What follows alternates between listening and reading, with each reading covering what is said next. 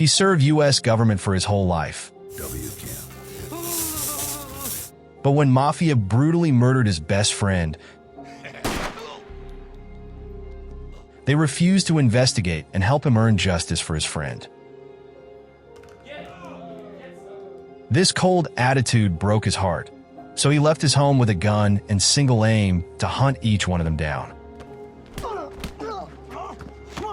Welcome back to Paramount Recapped.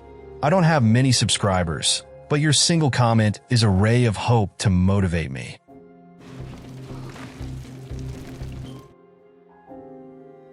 This movie kicks off with this guy named Frank. Frank Vega's been through the ringer, especially after serving in Vietnam. One day, he's minding his own business on a bus when he sees two punks acting up. The whole thing takes him down memory lane, back to his peaceful days with his parents. He had it all back then, a cozy life, a loving family, and even a sweetheart. They had this perfect plan, get married after the war. But, as always, life had other ideas. Frank ended up stuck in Vietnam for a decade, and when he finally made it back, surprise, surprise, his girl had moved on. She married someone else and had 2 kids. Talk about coming back to a nightmare. Ouch. Heartbroken and back to square one. Frank thought he'd try his luck at the police academy. I mean, come on, he had military experience. But nope, even the cops didn't want him. Rejected yet again, Frank couldn't catch a break and eventually ended up selling, you guessed it, hot dogs. For most of his life, Frank was the hot dog guy on the corner, grilling sausages like a pro. Then, things got worse when a flashy, high-tech hot dog truck rolled in and stole all his customers. Yep, Frank couldn't even keep his hot dog empire intact. With no business left, he became a drifter, wandering around with nothing to his name except a knack for making great sausages. Frank's life was basically a tragic sitcom at this point, minus the laugh track. Fast forward to the present day. Remember those troublemakers on the bus? They were harassing an old man, and Frank, being the stand-up guy he is, wasn't having it. He stepped in and gave those kids a good old-fashioned beatdown. Someone recorded it, and boom, Frank went viral. Suddenly, he was an internet sensation, the badass of the bus. There were t-shirts with his face on them, graffiti of him on walls, and even the cops started treating him like a local legend, offering him free rides around town. Honestly, Frank was one TikTok away from getting his own reality show. Just when things were looking up, life threw another curveball. His mom passed away a few months later. She left Frank her house and dog, and shortly after, his old war buddy Klondike Washington moved in with him. One day, Klondike gave Frank a mysterious USB flash drive that belonged to his mom. Frank, being Frank, had no clue what was on it and just tossed it in a drawer, figuring it wasn't a big deal. But then, one night, Klondike stepped out for cigarettes and ran into trouble. 2 thugs, Terrence and Sebastian, were after that flash drive. Trying to protect Frank, Klondike lied and told them he didn't have it. Spoiler alert, that didn't go over well. The thugs killed Klondike and took off. Frank was crushed when he found out his best friend was gone. He visited the morgue to see Klondike's body and begged the cops to catch the killers. His buddy, Officer Milwaukee, promised they'd be on the case, but after seeing how fast they were solving other crimes on the news, Frank started to lose faith. It was like they weren't even trying to solve Klondike's murder. And with a name like Milwaukee, could you really trust him to get anything done? Tired of waiting around, Frank decided to take matters into his own hands. He went to the alley where Klondike was shot and found some bullet casings and a locket with a woman's picture inside. Thinking he hit the jackpot, he took them to a pawn shop. The guy working there took one look at the locket and said it belonged to a thug named Terrence, and the woman in the picture was his wife. With a solid lead in hand, Frank rushed to Terrence's house, but of course, Terrence wasn't home. His wife said she hadn't seen him in days. Frank gave her the locket and asked if she had any idea where Terrence might be hiding. She mentioned he used to play basketball at a local park. Frank wasted no time and headed over to the park. When he got there, he found a group of guys shooting hoops. He asked if they knew where Terrence was, but instead of helping, they started mocking him. Big mistake. Frank, in true badass fashion, taught them a lesson with a couple of punches. After realizing Frank wasn't messing around, they quickly fessed up. They didn't know where Terrence was, but they suggested Frank talk to one of Terrence's buddies,